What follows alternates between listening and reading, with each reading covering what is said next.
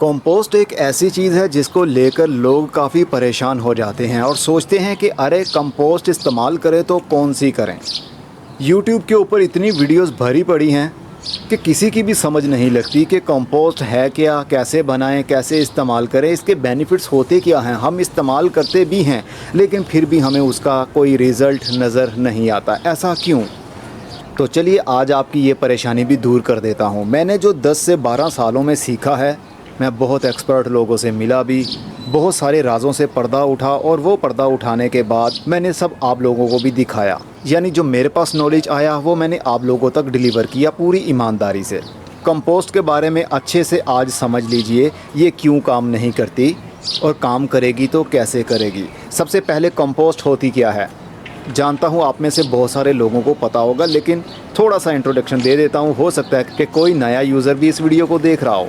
तो कंपोस्ट हर उस चीज़ की बन सकती है जो कि ऑर्गेनिक मैटर हो, जैसे दरख्तों के पत्ते, सब्जियों के छिलके, फ्रूट के छिलके, जैसा मेरी इस क्यारी के अंदर फ्रूट के छिलके पड़े हुए हैं। इवन के अगर आप गोश्त खाते हैं जो हड्डियां बच जाती हैं, और इवन के जो मछली खाते हैं उसके कांटे बच जाते हैं, उसके पेट के अंदर की चीज़ें बच जाती हैं, वो भी ऑर्गेनिक मैटर है, उसकी भी खाद बनती है। लेकिन वो बनाना थोड़ा मुश्किल होता है क्योंकि उसमें से स्मेल भी आती है। सबसे आसानी से बन जाने वाली खाद है हमारे घरों में जितने भी पौधे हैं और हमारे किचन में जो सब्जियां या फल पकते हैं या बनते हैं, तो फल काटने के बाद जो छिलके बच जाते हैं हम उसकी कंपोस्ट बना सकते हैं। मैं भी बना रहा हूँ कंपोस्ट, आज आपको बताता हूँ। और कंपोस्ट के पीछे काम क्या है, काम कौन कर रहा है, इसको डिकम्पोज कैसे करेंगे और कौन करेगा। देखिए ये मैं कंपोस्ट बना रहा हूँ, इसमें हमारे बीज के छिलके भी हैं, जो तोतों को दाना डालते हैं ना उसके छिलके बच जाते हैं ऊपर वाले, वो भी हैं इसके अंदर। कुछ सब्जियों के छिलके भी हैं, कुछ पत्ते हैं जो हमारे गार्डन में उतरते रहते हैं, कुछ बारीक बारीक सी टहनियाँ हैं, कुछ लकड़ियाँ भी हैं। देखिए लकड़ियों का बुरादा भी इस्तेमाल किया जा सकता है, वो भी ऑर्गेनिक मैटर है। हर उस चीज़ के अंदर वो सब एलिमेंट्स मौजूद होंगे जो ज़मीन में से उगी है, भले वो जानवर हो, भले वो पौधे हों और भले हम इंसान हों। कब्रिस्तान में कभी आपने देखा कि इतना जंगल क्यों भरा रहता है? क्योंकि वहाँ पर जो लोग दफन होते हैं एक टाइम आता है वो सारा कुछ मिट्टी में ही मिल जाता है, मिट्टी का एक हिस्सा बन जाता है। और जो इंसान की हड्डियों में और इंसान के ऑर्गन्स में जितने भी एलिमेंट्स थे वो सारे के सारे उस मिट्टी में शामिल हो जाते हैं। और वहाँ पर जितने भी पौधे लगे होते हैं वो हरे भरे रहते हैं क्योंकि उनको कुदरती खाद मिलती रहती है। हम भी ऑर्गेनिक मैटर हैं, तो ये दुनिया मैटर पर ही बनी है। तो उसी मैटर को रिसाइकल कर करके बार बार इस्तेमाल किया जाता है पौधों के लिए। तो इसके अंदर सिर्फ ग्रीन मटेरियल ही ऐड करता रहा, मतलब गोश्त, हड्डियों के अलावा, मक्खन के अलावा। हाँ, लस्सी ज़रूर इस्तेमाल करता हूँ कभी कभी। वो क्यों करता हूँ वो भी आज आपको मैं बताता हूँ। आज आपका ये कॉन्सेप्ट क्लियर हो जाएगा कि कंपोस्ट बनाएं, कौन सी बनाएं, उसका फ़ायदा कैसे होगा और ये डिकम्पोज जल्दी कैसे होगी। तो कंपोस्ट का पता चल गया, ऑर्गेनिक मैटर होता है। जो भी कुदरती चीज़ उगती है जब वो डिकम्पोज हो जाती है, गल जाती है, सड़ जाती है, तो फिर उसके अंदर जितने भी एलिमेंट्स होते हैं वो सारे के सारे मिट्टी में शामिल हो जाते हैं। अगर हम उसको मिट्टी में मिक्स भी करते हैं तब भी वो मिट्टी के साथ पौधे की जड़ में आसानी से चली जाती है, क्योंकि कंपोस्ट तभी बनती है जब वो वाटर सोल्यूबल कंडीशन में आ जाती है। ऐसा ह्यूमस मटेरियल बन जाता है जो कि पानी के अंदर डालें और फौरी तौर पर हल हो जाए। ये सारी की सारी पानी में फौरी तौर पर हल नहीं होती, इसमें से 10 से 15% एकदम से हल हो जाएगी और बाकी जितने भी छिलके रह जाएंगे वो आहिस्ता आहिस्ता टाइम के साथ साथ मिट्टी में पड़े पड़े डिकम्पोज होते रहेंगे और वो खाद का हिस्सा बनकर पौधे का हिस्सा बनते रहेंगे। पौधे को नाइट्रोजन की ज़रूरत है, फास्फोरस, पोटेशियम, जिस भी एलिमेंट की ज़रूरत होगी वो वहीं से मिट्टी के अंदर मौजूद खाद में से ले लेकर पौधे की जड़ में जाता रहेगा। ये कॉन्सेप्ट आपका क्लियर हो गया। लेकिन बहुत सारे लोग कंपोस्ट बनाने का जोश तो रखते हैं, लेकिन 1 महीना, 2 महीना, 3 महीने, 6 महीने तक वो इंतज़ार करते हैं, लेकिन उनका मटेरियल जो उन्होंने कंपोस्ट बनाने के लिए कचरा इकट्ठा किया है वो डिकम्पोज नहीं होता। वो वैसे का वैसा ही पड़ा रहता है, वो गलता नहीं है, सड़ता नहीं है, ह्यूमस में नहीं बदलता। तो ऐसा क्यों होता है? देखिए कंपोस्ट बनाने के लिए एक टीम चाहिए जिनको हम बैक्टीरिया कहते हैं, जिनको हम माइक्रोब्स कहते हैं। उसमें फंगस भी है, ईस्ट भी है, वायरस भी है और बैक्टीरिया भी है। ये वो माइक्रो ऑर्गेनिजम्स हैं जो हमें आँख से देखने पर नज़र नहीं आते। ये कुदरत की एक ऐसी फ़ौज है जिसको माइक्रोस्कोप से देखेंगे तो ही आपको पता चल पाएगा कि 1 ग्राम मिट्टी के अंदर या कंपोस्ट के अंदर कितने हज़ारों लाखों बैक्टीरिया और फंगस मौजूद हैं। और कुदरत ने उनको किसी मकसद के लिए बनाया था। आपकी कंपोस्ट के अंदर जो कंपोस्ट पाइल आपने बनाया है, जो ढेर आपने बना रखा है, वो डिकम्पोज ना होने की सबसे बड़ी वजह यही है कि आपके ऑर्गेनिक मैटर के अंदर माइक्रो ऑर्गेनिज्म है ही नहीं। माइक्रो ऑर्गेनिज्म के ऊपर मेरी बहुत सारी वीडियोस मौजूद हैं जिसमें मैंने डिटेल के साथ आपको डिस्क्राइब करने की कोशिश की है, समझाने की कोशिश की है कि माइक्रो ऑर्गेनिज्म यानी बैक्टीरिया, फंगस मिलकर कैसे काम करते हैं। तो सबसे पहले तो कंपोस्ट को डिकम्पोज करना है, तभी तो वो कंपोस्ट बनेगी। नहीं तो खाली बारीक सा पाउडर सूखा हुआ लेकर फिरते रहेंगे, वो कंपोस्ट नहीं है, वो तो सिर्फ कार्बन है जिसका कोई फ़ायदा नहीं होगा जब तक कि वो वाटर सोल्यूबल कंडीशन में नहीं बदलेगी। तो इसके लिए हमें मिट्टी के अंदर या जो भी आपने मटेरियल डिकम्पोज करना है उसके अंदर बैक्टीरिया को ऐड करना पड़ेगा। कुदरती तरीके से खुद भी कर सकते हैं, नहीं तो हमारे दरा स्टोर से बैक्टीरिया कल्चर मंगवा सकते हैं। लेकिन घबराइए नहीं, मैं आपको बिल्कुल मुफ्त का तरीका बताने वाला हूं कि कैसे आपने माइक्रो ऑर्गेनिज्म इकट्ठा करने हैं। कुछ महीनों पहले मैंने वीडियो बनाई थी कि कैसे आपने माइक्रो ऑर्गेनिज्म को इकट्ठा करना है, लेकिन इस वीडियो के अंदर डेडिकेटेड इन्फॉर्मेशन दे रहा हूं ताकि एक ही वीडियो के अंदर आपके सारे सवालों के जवाब आपको मिल जाएँ। आपने जंगल में जाना है। जंगल कौन सा? जहाँ पर इंसानों का आना जाना बहुत कम हो और वहाँ पर ज़्यादा दरख्त लगे हों, जहाँ पर दरख्तों की छांव ज़्यादा होगी और वहाँ पर पत्ते भी गिरे होंगे। और उन पत्तों को अगर आप हटाएंगे, जैसा कि मैं हटाने वाला हूँ सिर्फ आपको समझाने के लिए, ये देखिए जैसे जैसे मैं इसको हटाऊँगा और नीचे से गले गले से काले काले से पत्ते निकलना शुरू हो जाएंगे। ये देखिए कुछ इस तरह का। ज़्यादा आपने खुदाई नहीं करनी, बस ऊपर वाला 1 से 2 इंच का सरफेस आपने हटाना है और नीचे से जो काले काले से पत्ते नज़र आएँ वही इकट्ठा कर लेने हैं और उसके साथ थोड़ी सी मिट्टी भी इकट्ठा कर लेनी है। कितनी?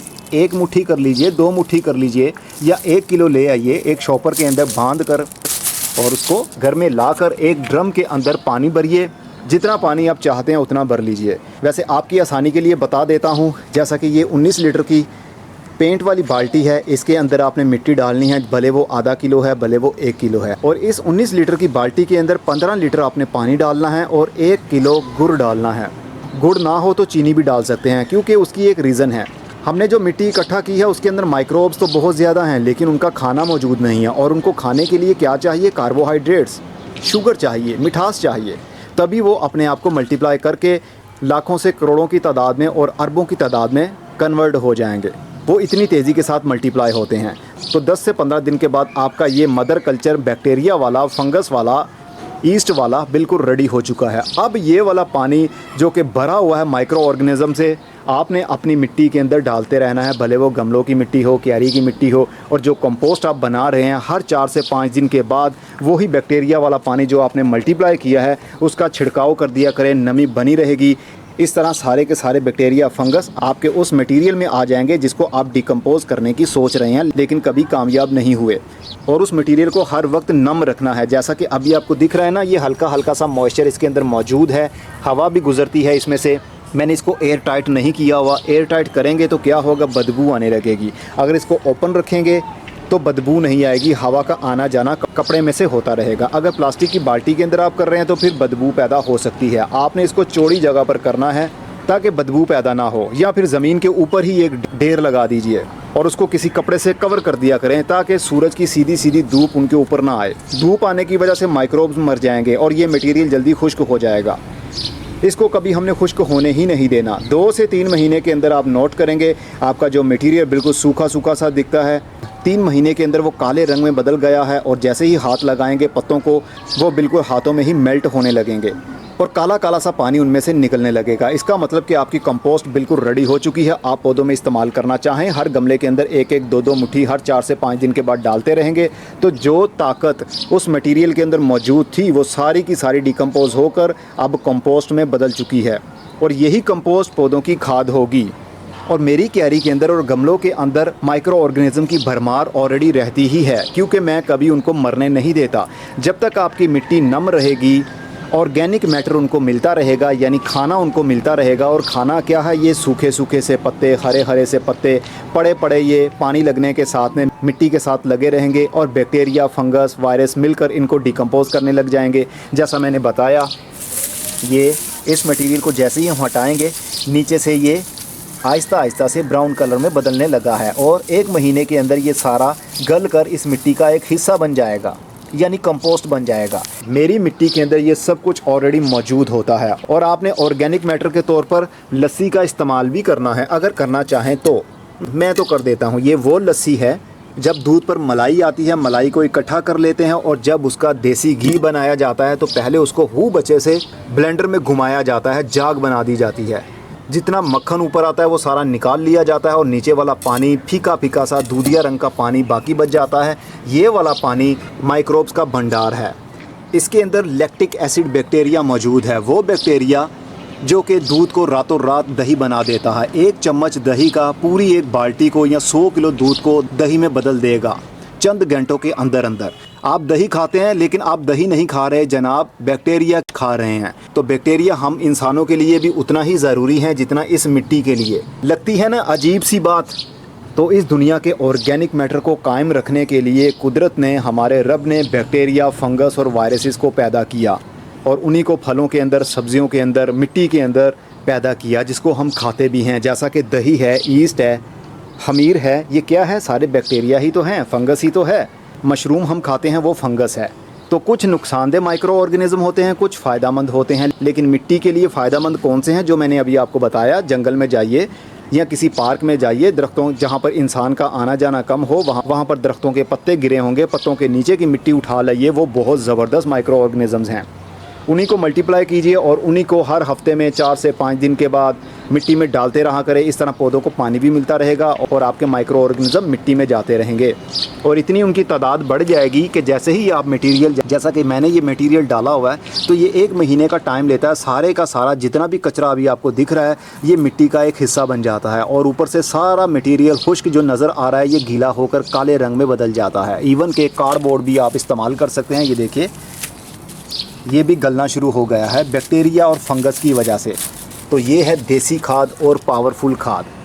इस तरह बहुत सारे फ़ायदे हो जाते हैं। धूप की वजह से हमारी मिट्टी जल्दी खुश्क नहीं होती और माइक्रो ऑर्गेनिज्म भी खुश रहते हैं और जो मटेरियल हम मिट्टी के ऊपर डालते रहेंगे वो पड़ा पड़ा आहिस्ता आहिस्ता से डिकम्पोज़ होता रहेगा और एक टाइम आएगा जब वो डिकम्पोज़ हो जाएगा तो फिर पौधे की जड़ में एज आ खाद वो चला जाएगा और वही फिर फ्रूट का साइज़ बड़ा करेगा, पत्तों को ग्रीन रखेगा, किसी किस्म की पौधे में डेफिशिएंसी नहीं होगी, पत्ते हरे भरे रहेंगे, सही से खिले रहेंगे। तो ये है कंपोस्ट बनाने का तरीका और माइक्रो ऑर्गेनिज्म के थ्रू आपने कैसे कंपोस्ट बनानी है वो भी मैंने आपको तरीका बताया। इसी तरीके को फॉलो करते हुए आप अपने घर में बहुत सारी सब्जियां भी लगा सकते हैं और खाद भी बना सकते हैं। और जो भी पौधा आपके पास हो, जैसा कि कल मैंने हार्ड प्रून किया इस पौधे को, ये हमारा शहतूत का पौधा है, इसकी टहनियों को काटा और जितने भी पत्ते थे वो सारे के सारे मैंने उसी जगह पर, उसी मिट्टी के ऊपर फैला दिए। जितना भी वेस्ट हमारे इन पौधों का निकलेगा हम उनको फेंकेंगे नहीं बल्कि उसी मिट्टी के ऊपर फैला दिया करेंगे। अगर गमलों की बात की जाए तो फिर छोटे छोटे टुकड़े कर लीजिए, काट लीजिए पत्तों को, छोटी छोटी टहनियों को काट लीजिए। ज़्यादा मोटी टहनियाँ, सख्त टहनियाँ इस्तेमाल मत कीजिएगा क्योंकि गमलों के अंदर इतनी स्पेस होती नहीं है। तो बारीक बारीक पत्ते, बारीक बारीक टहनियाँ काट कर गमलों के सरफेस के ऊपर एज अ मल्चर इस्तेमाल कर लिया करें 1 से 2 इंच। तो मिट्टी भी धूप की वजह से खुश्क नहीं होगी और पौधे को खाद भी वक्त के साथ साथ मिलती रहेगी। चलिए लस्सी का इस्तेमाल भी बता देता हूँ आपको। मैं ये भी इस्तेमाल कभी कभी कर लेता हूँ, बहुत बेनिफिशियल होता है ये प्लास्टिक मैंने इसलिए रखा हुआ ताकि सूरज की धूप लगने की वजह से ये मटीरियल जल्दी खुश्क ना हो जाए। अब ये देखिए, ये वाला मटीरियल यानी लस्सी, दही का इस्तेमाल भी कर सकते हैं लेकिन इतना ख़र्चा करने की ज़रूरत नहीं है। जो वेस्ट हो ना आपके लिए वही आपने कंपोस्ट बनाने के लिए डालना है। अदरवाइज़ ये देखिए, अब नीचे से पानी आ गया ना, ये बहुत ज़बरदस्त खट्टी खट्टी स्मेल वाला बैक्टीरिया कल्चर है। इसके अंदर ईस्ट भी है और इसके अंदर लैक्टिक एसिड बैक्टीरिया भी है। अब ये वाला पानी मिट्टी के अंदर चला गया है, बैक्टीरिया जो ऑलरेडी पहले से मौजूद थे उनको खाना भी मिल जाएगा और जो इस पानी के अंदर बैक्टीरिया थे उनको भी खाना मिल जाएगा क्योंकि गीला गीला और बहुत सारा मटेरियल इनको मिल गया। दोनों के माइक्रो ऑर्गेनिज्म खुश हो जाएंगे। तो इस तरह हमारा वेस्ट होने से, गंद मचने से बच गया, वो कंपोस्ट बन जाएगी और वही दोबारा नेचर की तरफ लौट जाएगी। ये नेचर तब तक कायम रहेगी जब तक गिव एंड टेक्स का सिलसिला जारी रहेगा। अगर हम लेते रहेंगे और उसके बदले में कुछ नेचर को लौटाएंगे नहीं, वापस देंगे नहीं, तो फिर नेचर हमसे नाराज़ हो जाएगी। अब देखिए ये कितनी खूबसूरत भिंडियाँ लगी हुई हैं और फूल भी खिलने के करीब हैं और भी भिंडियाँ लगेंगी। तो इस तरह आप अपने घर में पौधे उगा सकते हैं कुदरती खाद देकर। अब मैं चलता हूँ, अपना बहुत सारा ख्याल रखिएगा। खुदा हाफिज़।